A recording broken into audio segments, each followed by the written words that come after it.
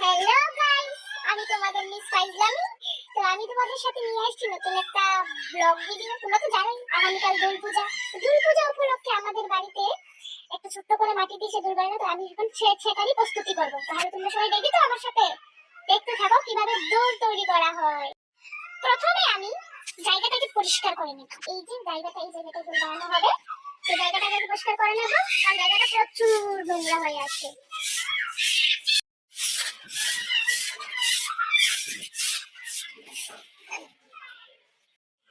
ঝাড়ু দিয়া শেষ করে দিয়েছি। ওখানে তো তোমরা জানো দুল বানানোর লাগে সর্বপ্রথম দরকার কি জানো নি?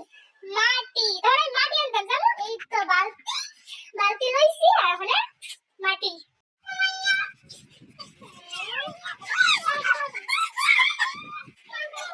আমরা বাড়িতে তো মাটি নাই, তো বাড়িতে মাটি আনতে গেছিলা। ওই তো মাটি নিতে মায়া করছি, এক বালতি মাটি লইছি, এক বালতি মাটি লইয়া হাঁটতে পারি না। আইছি ওখানে শুরু করুন।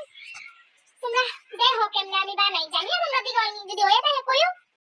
প্রথমে মাটিটা লইছি, এই যে মাটিটা গুঁড়া করো না, এমনি এমনি বাইরে গুঁড়া করবা সবাই, এমনি এমনি বাইরেইবা। ওখানে মাটি দিলে এমনি এমনি জল দিয়ে দিদাইনো, দিদাই এসে এমনি এমনি মাখমু।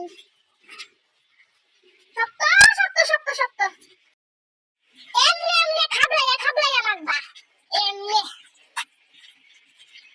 আমার মাটি দিয়ে এখন মাখানি এমনি এমনি মাইকা লইছি, মাইকা সেরা মানে এমনি লইছি, এমনি দিমু দিয়া এটা এমনি এমনি মাখমু। এরপরে দেখো এর উপরে আরেকটা দিমু, এর উপরে আরেকটা দিমু, 30-30টা দেবো, যেমন আমরা তুলসী ঠাকুরের বেদিটা। আমার প্রথম স্টেপটা কমপ্লিট, দেখবা তোমরা? ওই দেখো আমার প্রথম স্টেপ। এবার দ্বিতীয় নাম্বার স্টেপ।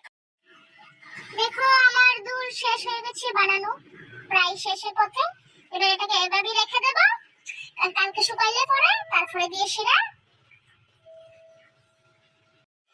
দেখছো বানাইতে বানাইতে তো সুন্দর হয়ে গেছে গা। দাঁড়াও তোমরা দেখাই আমার দুলটা।